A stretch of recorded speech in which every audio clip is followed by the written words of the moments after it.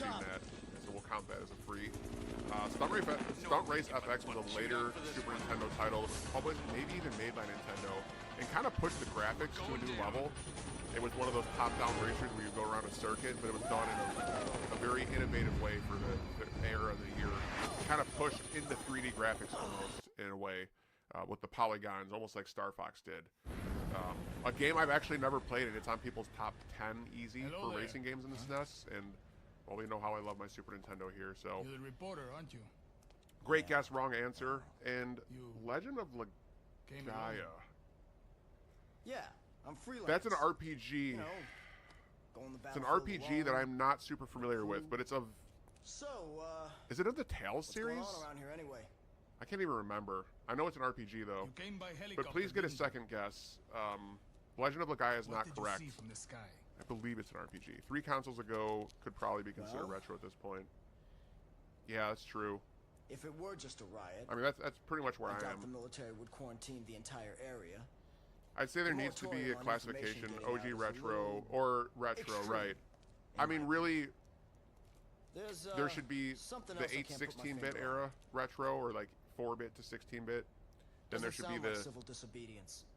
N64 PlayStation all the way to like PS3 should be another era, or maybe like the next 2. Every like 15 years it should switch to a new genre, in my opinion. Okay, Dragon Warrior for NES. So why don't you just tell me already? Some say it's the best RPG on the regular Nintendo. I think you'd better see for yourself. I'm not judging that. I'm going based off of this really popular show I used to watch where it just kind of collaborates and talks about video games through the years. But Dragon Warrior is looked at as one of the best RPGs to basically start doing it. Final Fantasy, I believe, is afterwards. I could be wrong on this. But they were very close, and I think Dragon Warrior maybe was a little later, but it did more than the original Final Fantasy, and it kind of like re-innovated what this turn-based RPG games were.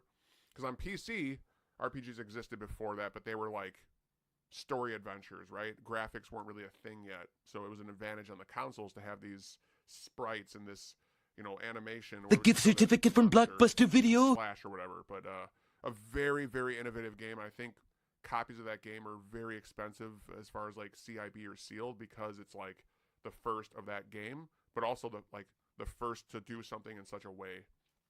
Wrong answer, great guess. Oh, fuck it, we balled. Dragon Quest VIII for PS2. You know, my friend Dorian streamed that game, and it looked fantastic. It looked like a really, really awesome game, and I know it's got really good voice acting, outstanding music, art.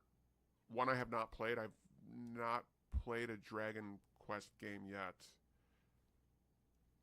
I have not. But I know they're really good. I know people really like them. I want to play 5 for the Super Nintendo or the Famicom, Super Famicom. But I haven't gotten the chance to yet. But wrong answer. Thank you for playing. The ticking clock mechanism always gives me anxiety, like I can't see the whole game, even though I play it as many times as I want.